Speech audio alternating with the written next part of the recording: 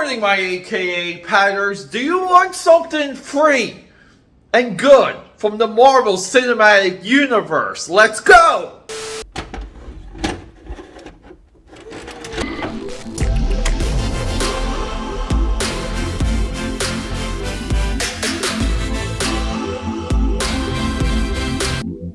Peter A. DeLuca here. So, welcome to the channel. So, Peter A. DeLuca, aka Pad69, and say it with me. Known throughout the multiverse and Philadelphia, PA as the Eclectic One. Welcome back to the channel. Thanks for hanging out with me. Let's just put this sucker right there. What's the screenshot? How come I'm not showing you a little bit of video, a video overlay over this? This is a new video drop. I don't want to get flagged. I don't want to get copyright claimed. And I was debating on using more of the YouTube tools, like a community post or putting this up on Twitter. But I know a lot of you get the notifications, you look forward to these videos. And I don't know, I just feel like this is too good to waste on the post. I wanted to speak on it, and I do want to share it with you. And I'm hoping you use this video as a lead-in to everything we're about to discuss. Link for that is down below. That's not my junk, that's just down below. Oh, and do you guys like the gear? This is Pete having to go into the office unexpectedly gear. But cheers. Good morning. Yeah, so this is a conversation a little bit on the anniversary of the Robert Downey Jr. Iron Man drop. Kevin Feige sitting down with Jon Favreau.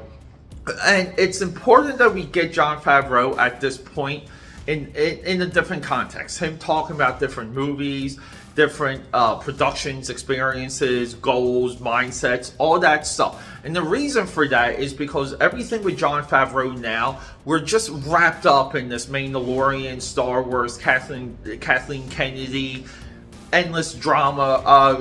See, and a little bit of my problem with like doing hot takes, I really hate doing hot takes unless I have solid time to sit down and think about it. We don't really know what's happening to Jon Favreau in Star Wars, and so many of these hot takes, even from YouTubers that I adore, they're just constantly wrong. And it doesn't mean that some leaks around Star Wars productions aren't true. They are. I mean, they're more than confirmed. Like everything with Solo and Rise of Skywalker, like double confirmed, triple confirmed there. But no, but it's important to see Jon Favreau talk about a time in his life and his view of approaching movies. And here, one of the things that really sunk in, and this video also reveals a little bit of the relationship of producer-director, and that's a melding that so many people have misconceptions of, they have bad ideas about, or they just really don't appreciate. Kevin Feige and what he was able to do with Jon Favreau, and you can see it in this discussion, was really they took a calculated bet, they took a calculated chance, and they won in such a big level, because when it comes to the audience and the way how people were receiving movies and expecting movies during this time, they just weren't quite ready for a superhero movie and the performance that we got in Iron Man. And the funny thing is, though, the humor, they talk about how Kevin Feige rolls in the humor in some of his movies, and how he constantly kind of goes through the material, and they discuss, we need like a punchline here, and they come up with something. That is what a producer does, very similar to what an editor does in the comic book. The only difference is that editors in comic books kind of see less of the artwork and less of the piece until like a chunk of it's done. Producers are watching things and the reels and the early cuts.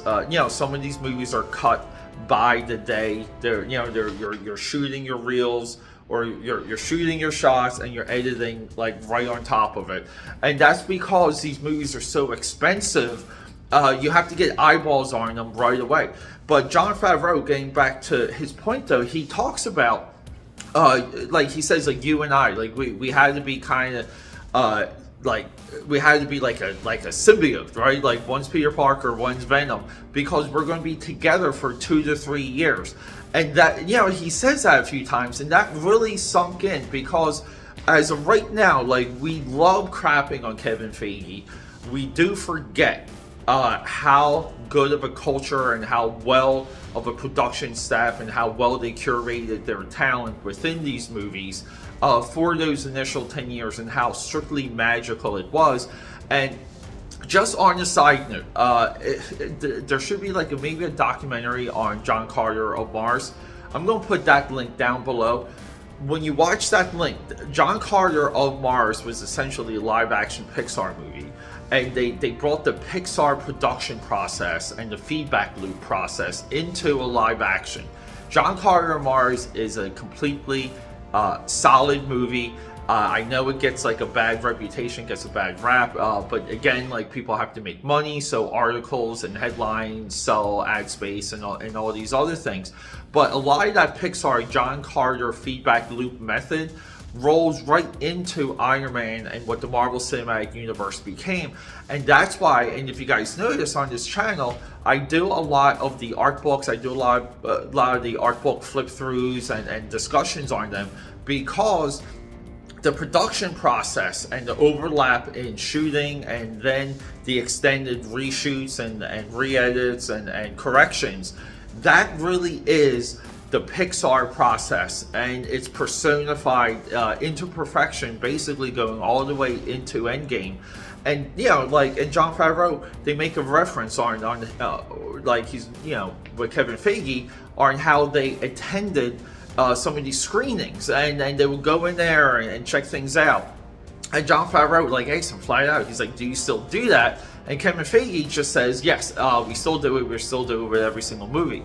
I'm not sure exactly what that means, because your workload, Kevin Feige, is quadrupled, maybe even more at this point. And then, like, what exactly are we doing for the Disney Plus drops? How are we monitoring the audience there? That's a real big question mark. I would love to have that answer. And Kevin Feige, that does come up and they kind of brush it off, which kind of goes to show you that there's an absolute break in that feedback loop that we got from Iron Man going into Endgame, and the Disney Plus drops disrupt that, you know, that loop. There you go. That loop. There you go. Anyway, check it out, guys. It's down below. Let me know your thoughts. AKAPAD here, rocking and rolling. I'm going to start making inventory episodes for my upcoming super vacation. So I personally, I'm not going to be with you, but we're pre-recording content. We're doing a lot of things. That starts today, and that's going to be audio and visual also for the podcast. I'm trying to work out solutions on how to maybe do a couple of things live stream wise. All right, AKA Patters, I love you guys so much. Thanks for hanging out. Cheers and rock and roll.